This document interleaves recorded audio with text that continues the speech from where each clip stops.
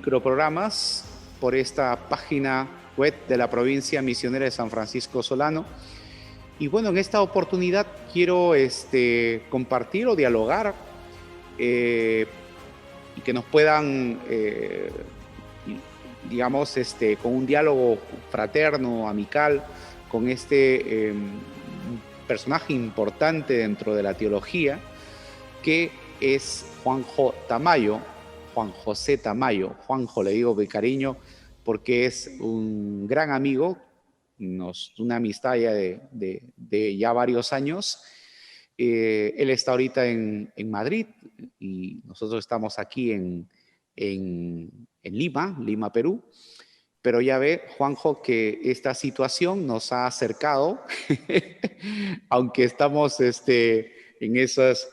esta nueva realidad que nos ha planteado la pandemia, para tocar en este día, en este microprograma, un tema que lo vamos a ver en varias partes, ¿no?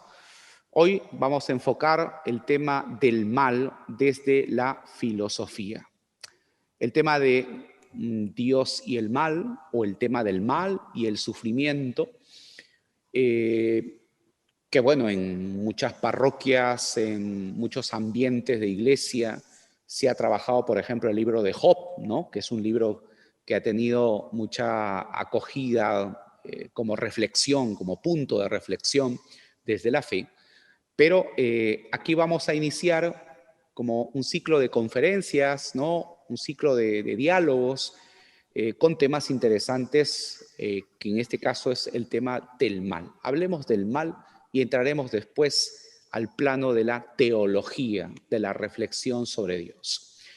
Juanjo, buenas tardes allá en España, y aquí es todavía, bueno, aquí estamos mediodía. Iniciamos pues este tema del mal. Cuando Chesterton, por ejemplo, decía o le preguntaban sobre ¿usted es un demonio? Decía, no, soy un hombre. Y eso significa que tengo varios demonios dentro. Entonces, el tema del mal, ¿no? Que nos aqueja, que nos repugna, que nos hace incómodos y nos hace sufrir. El tema del sufrimiento. ¿Es una cosa connatural al ser humano? ¿Podemos escaparnos del mal? ¿Podemos apartarnos de él? ¿O tenemos que acostumbrarnos a vivir con él? Bueno, ante todo, muy buenos días para ustedes, muy buen mediodía, y para mí es un placer encontrarme con mi entrañable amigo, el doctor Alejandro Vise. Seguí muy de cerca la elaboración de su tesis doctoral, magnífica tesis sobre el Apocalipsis y las 7 cartas del Apocalipsis, y eso generó una relación pues muy cálida, de amistad, de sintonía, de convergencia en proyectos eclesiales, investigaciones teológicas, y pues es para mí muy grato encontrarme de nuevo con Alejandro Vise, y además ubico el lugar perfectamente, porque creo recordar que el año pasado, en torno al mes de mayo, del 18 al 25 de mayo, celebramos unas jornadas franciscanas extraordinarias sobre un acontecimiento, una efemérides y una figura que están siendo recuperadas permanentemente por el Papa Francisco. Así es. Y fue el encuentro de Francisco el año 1219 en la Quinta Cruzada con Kamil al-Malik, el sultán de Damiata, donde estaba celebrándose precisamente esa Quinta Cruzada en pleno fragor del enfrentamiento entre musulmanes y cristianos. Por eso, y además quiero valorar de manera muy generosa la acogida que me prestó la comunidad. Pasé 10 o 12 días sin hacer vida conventual, también tengo que decirlo. Viví en un convento liberado de órdenes, de normas que pudieran suponer pues una situación especial para mí, aunque a la vuelta, cuando vuelva este año, teníamos previsto otro encuentro en el mes de mayo. Sí. Y cuando escampe esta fuerte lluvia pandémica, pues espero volver y convivir con los hermanos Por de supuesto, manera fraterna y conventual. lo Me retomaremos. parece extraordinario que en plena pandemia por el coronavirus se plantee el problema del mal. ¿Por qué? Porque yo creo que es un hecho innegable que además vivimos y experimentamos todos los seres humanos, que hay un exceso de mal en el mundo. Existe el mal ciertamente, pero creo que estamos viviendo una situación de exceso de mal y que se está produciendo, digámoslo claramente, un sufrimiento absurdo e inmerecido. Y esto creo que es una constante, es una invariante en la historia de la humanidad. Podríamos decir, con el teólogo Metz, que vivimos la ecumene del sufrimiento. Pero claro, ¿cuál es el problema con el que tenemos que enfrentarnos a la hora de preguntarnos por el sufrimiento? Pues que no encuentra ninguna explicación, ni filosófica, ni ética, ni científica, ni religiosa. Y podríamos decir que estamos ante el fracaso del logos racional, de la propia razón que hemos ido construyendo a lo largo de la historia en ese intento de explicación del sufrimiento, ¿no? Pero es que además un segundo elemento en relación con el tema es que esta ecumene del sufrimiento constituye un argumento existencialmente mucho más fuerte contra la creencia en Dios que los argumentos que puedan estar basados en la teoría del conocimiento, en las ciencias. Decía un autor, creo que era Büchner, que el sufrimiento era la roca del ateísmo. Y efectivamente, yo creo que es verdad. Pero al mismo tiempo también hemos de reconocer que la realidad del mal constituye una provocación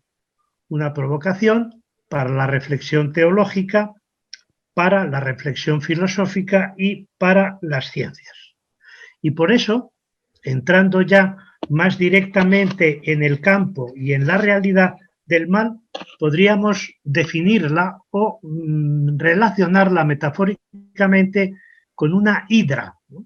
La hidra, como saben, es esa mítica serpiente monstruosa que tenía 7 cabezas, posiblemente siga existiendo, aunque no la veamos físicamente, pero sí por sus consecuencias, y cuanto más se cortaban sus cabezas, más se reproducían. Y al final, una gran figura de la mitología, Heracles, ¿qué hace?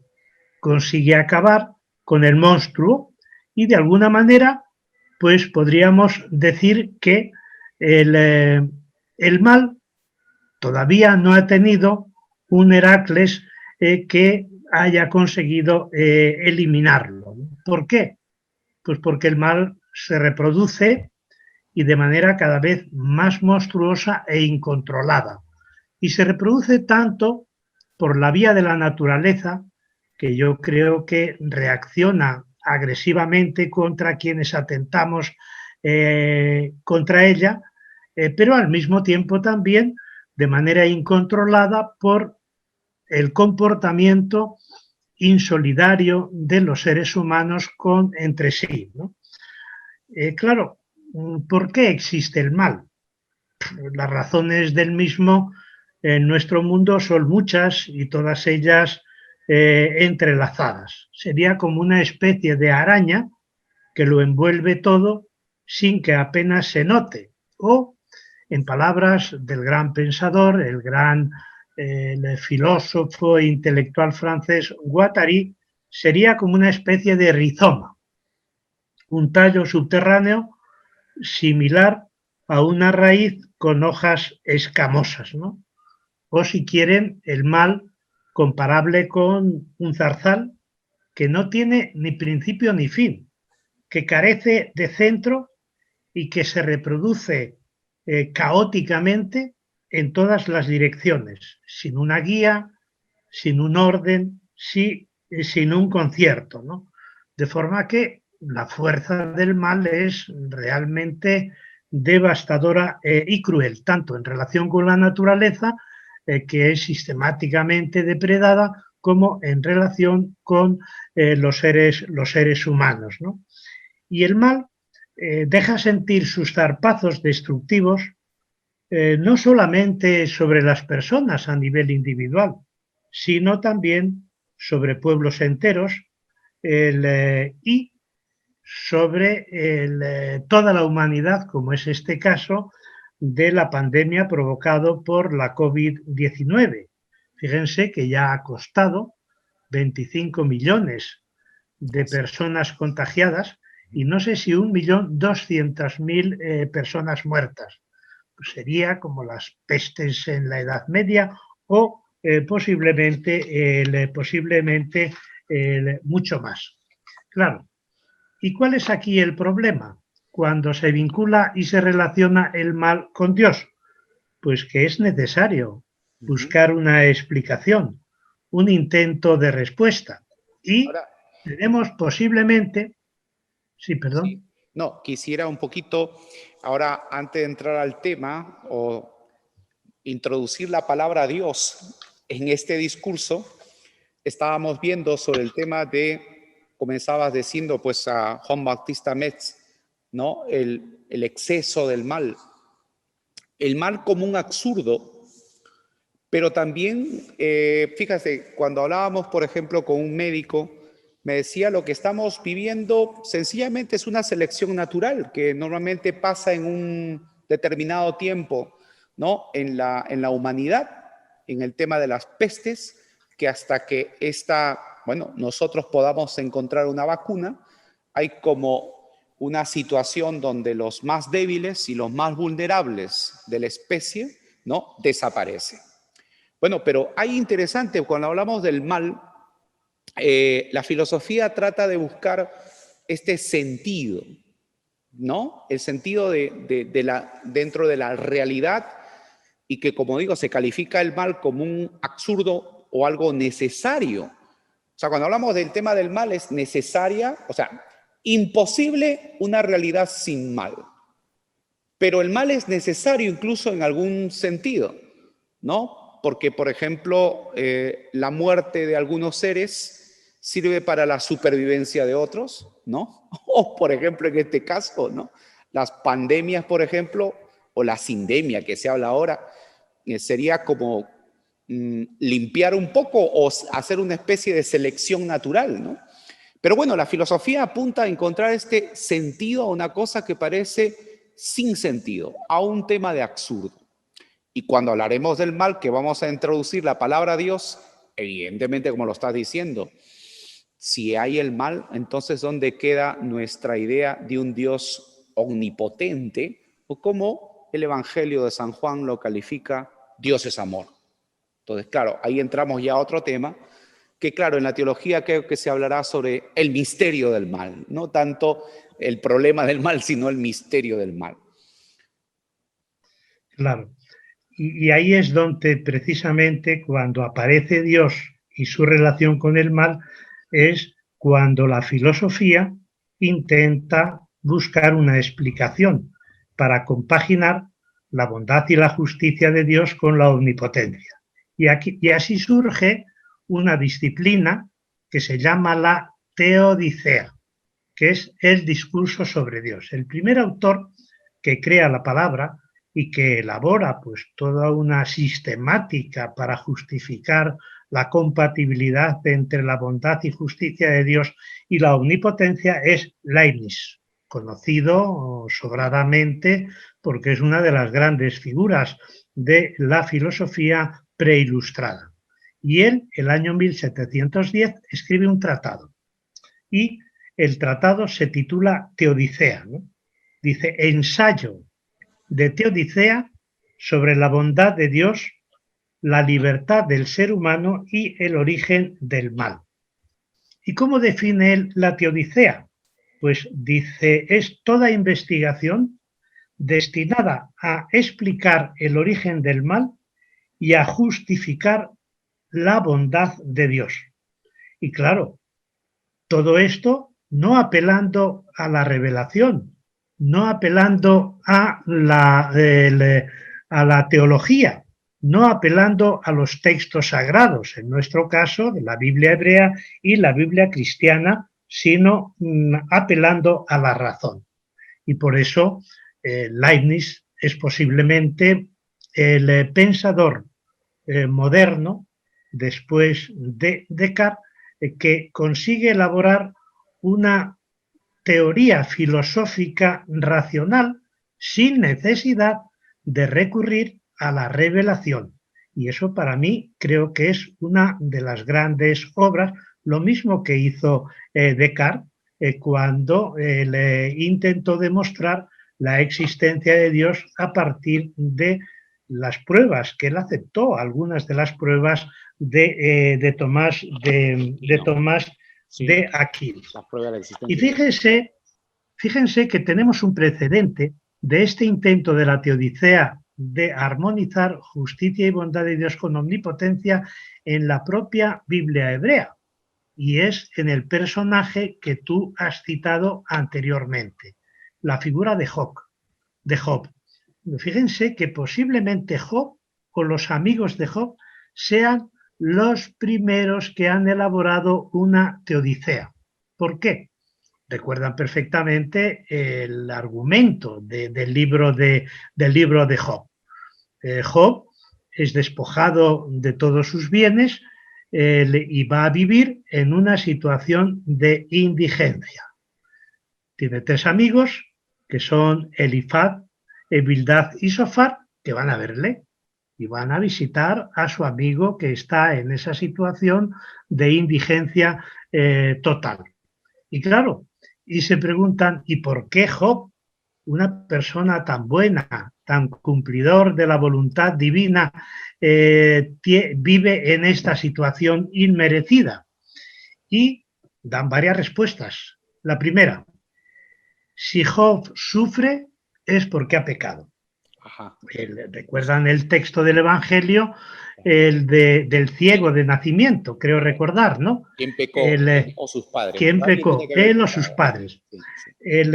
Entonces, claro, como no parece que sea pecador, pues dicen los 3 amigos, él se cree justo, pero a los ojos de Dios no es inocente. Y por tanto, el comienzo de la teodicea en realidad no tiene lugar con Leibniz, sino que los propios amigos de Job intentan construir una justificación de la bondad y la misericordia divina con su omnipotencia, ¿no? Entonces, claro, si ellos son los que elaboran la teodicea, las bases de la teodicea, Job va a ser el que desmonta totalmente la teodicea. Claro, el Job... sí. A mí me parece algo interesante, bueno, en este diálogo que estamos haciendo hemos tocado algo del pensamiento que se desarrolla incluso en los libros sapienciales. Por ejemplo, te cito un texto en el cual, claro, la muerte prematura de un niño, ¿no? O sea, ¿por qué un niño, no? Hay una muerte prematura y por qué este niño ha muerto. De un momento a otro ha muerto. Y todos los libros sapienciales tratan de buscar, ¿no? Una justificación al tema del mal sin manchar la imagen de Dios. Entonces, claro, se trata un poco de salvaguardar la imagen de Dios, como te he dicho, omnipotente, que todo lo puede, ¿ya? Pero entonces el mal adquiere una explicación, es decir, el mal tiene entonces en este caso una función, evitar que ese niño o esta muerte prematura se haya podido contaminar en una sociedad pecadora. Por ejemplo, entonces, en ese texto, ¿no? Aparece una explicación, como tú has dicho, de buscar una solución, ¿no? O sea, hay una teodicea ya en los libros del Antiguo Testamento. Ahora, impresionante Job, porque Job nunca deja de creer que sea inocente, a pesar de la insistencia, ¿no?, de esos tres amigos que representan una postura oficial ortodoxa, ¿de acuerdo? Una posición dogmática que trata de salvaguardar la imagen de Dios, pero ¿a costa de qué, Juanjo? ¿A costa de qué? ¿No? A costa de ser insensibles al sufrimiento humano. Y ese es el gran problema de la teodicea, ¿no? Que por justificar omnipotencia, bondad y justicia de Dios, se muestra insensible al sufrimiento humano, al dolor de las víctimas inocentes, ¿no? Y por eso el libro de Job tiene dos respuestas. La primera es la del prólogo y el epílogo. Dios me lo dio, Dios me lo quitó, bendito sea Dios. Es decir, acepto que Dios es un señor dueño de vidas y haciendas, como un señor feudal, y que por tanto tiene todo derecho a sacrificar a su siervo y hacerle sufrir. Pero claro, hay una segunda respuesta, que es la reacción de Job a lo largo de todo el desarrollo del libro. Yo recuerdo de pequeño que me decía mi madre, porque yo debía ser muy revoltoso, todavía sigo siéndolo ahora por vía de heterodoxia, ¿no? Y me decía mi madre, con este niño hay que tener más paciencia que el santo Job. Sí. Y claro, yo cuando estudié teología y estudié el libro de Job y estudié la exégesis, me acuerdo todavía, con un texto del padre Shekel, que primero hizo una traducción maravillosa del libro de Job en un lenguaje muy actual y segundo una interpretación. Y luego leí otro libro, una reflexión teológico-espiritual de Gustavo Gutiérrez, el gran teólogo de ustedes, el gran teólogo peruano, que precisamente trata el tema de Job. Y claro, ¿de qué me doy cuenta? De que si los amigos de Job son los creadores de la teodicea, Job es el primer crítico de la teodicea, ¿no? Que en el fondo no es porque deje de creer en Dios, sino porque no acepta esa imagen del Dios prepotente, del Dios todopoderoso, de ese Dios creador, de una construcción de un mundo que representa la grandeza del propio Dios, ¿no? Entonces, claro, ahí es donde va a aparecer la imagen de Dios autoritaria y dice, ¿por qué tengo yo que responderte a ti, criatura mediocre, ¿no? Y entonces dice, el ser humano no tiene derecho a juzgar a Dios, que es el infinitamente sabio y el infinitamente poderoso, pero realmente ahí entra esa relación dialéctica entre Dios y el ser humano. Y ahí yo creo que esa es una constante en la historia de la humanidad y de las religiones, que es esa idea de que Dios aparece con toda solemnidad y con toda la omnipotencia, pero claro, en un determinado momento esa omnipotencia la va a ejercer contra el ser humano y contra la naturaleza. De ahí que la teodicea es cuestionada por el propio Job. Sí, Los sí. amigos de Job hablan de teorías. En cambio, Job habla de lo que está pasando. Eso es una cosa que es fundamental, ¿no? Hay un comentario bonito al libro de Job porque ahora, como tú dices, la gente cuando se acerca al libro de Job se da cuenta que Job no es paciente. O sea, no es paciente. En el capítulo 3 se le acaba la paciencia, ¿no? Y se le acaba la paciencia con un discurso que evidentemente todos estos discursos se han sido probablemente compuestos en el siglo IV más o menos antes de Cristo, y lo que es más antiguo seguramente es el epílogo y el prólogo. Son dos partes que serían las más antiguas, ¿no? Algunos dudan, por ejemplo, de esa parte última donde Dios le restituye todo a Job, ¿no? Tal vez eso ha sido añadido después.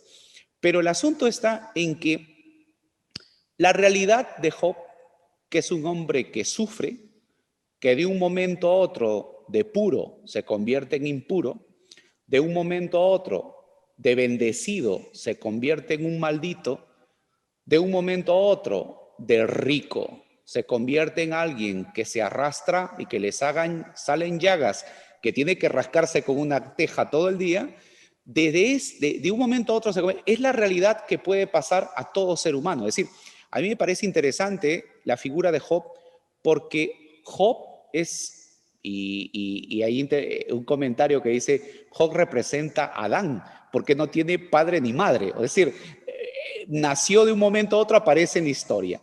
Y entonces representa a un ser humano que asume la humanidad, o sea, asume su condición. Y esta es la condición tan frágil que la estamos experimentando de todos los seres humanos. Hoy tenemos salud, mañana no la tenemos, y hoy podemos tener riquezas, mañana se nos quita todo. Entonces, una cosa es la realidad y otra cosa son la idea de los dogmáticos que tienen sobre Dios, ¿no? O sea, vamos a explicarlo desde las teorías, ¿no? Y entonces tú hablabas de eso, ¿no?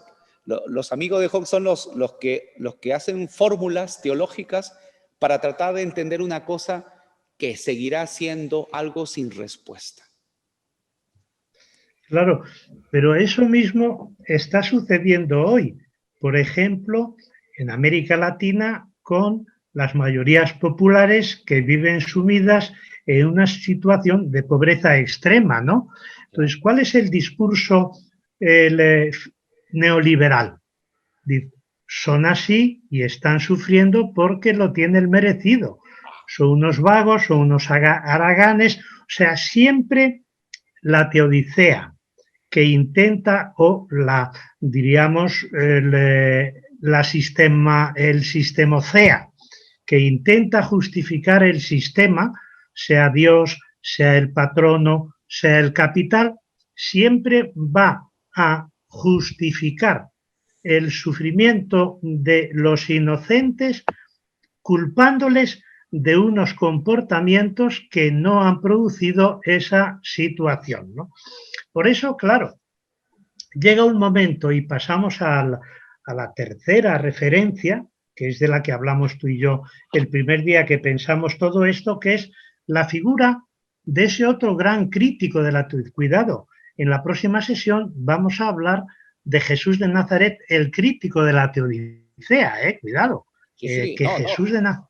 Que hay un libro que se llama Jesús, el hombre que evangelizó a Dios. Lo habrás leído, me imagino.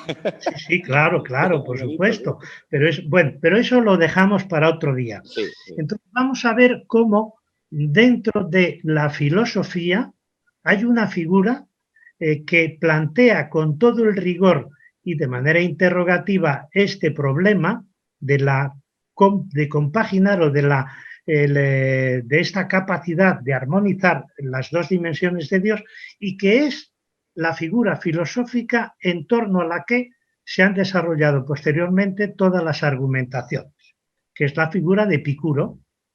Fíjate además, Alejandro, que Epicuro y Job son coetáneos, porque yo creo que el libro de Job está escrito en el siglo IV, ¿no? El siglo III, sí, antes de la era común, ¿no? Bueno, pues Epicuro es este filósofo griego que le plantea el mismo problema del libro de Job. Y entonces dice, no se pueden compatibilizar la existencia del mal y la bondad divina. Por tanto, no hay compatibilidad entre bondad y omnipotencia de Dios. Y fíjense cómo lo formula, que creo yo que no ha habido otra formulación más adecuada, ¿no? Dice, o Dios quiere eliminar el mal, pero no puede, en cuyo caso no es omnipotente y por tanto no es Dios. Segunda alternativa, o Dios puede eliminar el mal y no quiere, y entonces no es bueno ni es justo, ¿no? Sí. Y deja de ser Dios, cuidado este dato, para convertirse en un demonio y en un agente del mal. Pero hay un tercium quid, hay una tercera respuesta, otra tercera alternativa. Y dice Epicuro sí, o puede y quiere, en cuyo caso la pregunta es, ¿de dónde viene el mal? ¿De dónde viene el mal? ¿No? Claro, esta formulación, que ya digo, no se ha mejorado a lo largo de toda la historia, 24 siglos después, tiene una nueva formulación en un filósofo, el preilustrado francés, que es Pierre Bayle. Es una figura importantísima de siglo XVII y principios del siglo XVIII. Es un hombre educado en el calvinismo, que se convierte al catolicismo y luego vuelve a la fe protestante y escribe una obra que está publicándose ahora en castellano en 20 volúmenes, que se titula Diccionario Histórico y Crítico, ¿no? Del año 1695 a 1697. Entonces, este autor va a examinar precisamente los problemas entonces en debate, que eran los problemas de la teodicea. Es coetáneo de Leibniz y muy crítico de Leibniz, ¿no? Y entonces el debate entre la gracia y el libre albedrío, entre la existencia y la razón del mal, entre los dogmas religiosos y las normas morales, y ciertamente él es un crítico de la intolerancia en materia religiosa y él dice que hay que hacer una crítica de los prejuicios. Pero en el caso concreto del argumento de Epicuro, fíjense cómo lo reformula él a partir de la doctrina del pecado original. Él dice, según la argumentación teológica tradicional, el pecado original es la causa de todos los males. Y entonces dice, me pregunto por la inevitabilidad o no del pecado original por parte de Dios. Dice, si Dios previó el pecado convertido por Adán y no tomó las medidas oportunas, no estaría siendo bueno. Dice, si Dios hizo lo que estaba en su mano para evitar el pecado original y no lo consiguió, entonces ciertamente no era un Dios omnipotente, ¿no? O sea que es este debate permanente que yo creo que en la respuesta de la teodicea, quien mejor lo ha resuelto, claro, pero como tú muy bien has dicho, ¿no? A nivel mental, pero sin tener en cuenta los sufrimientos humanos y las situaciones de desgracia, de dolor de la gente, pues ha sido, como dije anteriormente, Leibniz. No sé el tiempo que llevamos, pero acaso pues podemos dejarlo aquí para continuar o podemos seguir dialogando tú y yo. Vamos a hacer este espacio para después seguir con estos programas juntamente con Juanjo Tamayo. Y Juanjo, te doy las gracias por iniciar esta serie de programas que vamos a tener, de diálogos, ¿no? Y también si algunos comentarios hay, lo pueden dejar nuestros amigos que nos siguen en las redes de la provincia, en las páginas que tenemos de la provincia, tanto en Facebook como en la página web. Gracias, Juanjo. Seguimos hablando sobre este tema interesante de Dios, el mal, y otros temas también que compartiremos desde la filosofía y la teología.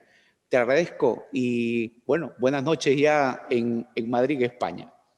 Sí, buenas noches y buen llantar ahí, porque seguramente que Alejandro, compañeros y compañeras, ya vais a almorzar y bien merecido tenéis un buen almuerzo, como yo sé que son los almuerzos de la Casa de los Padres Franciscanos de San Pedro Solano.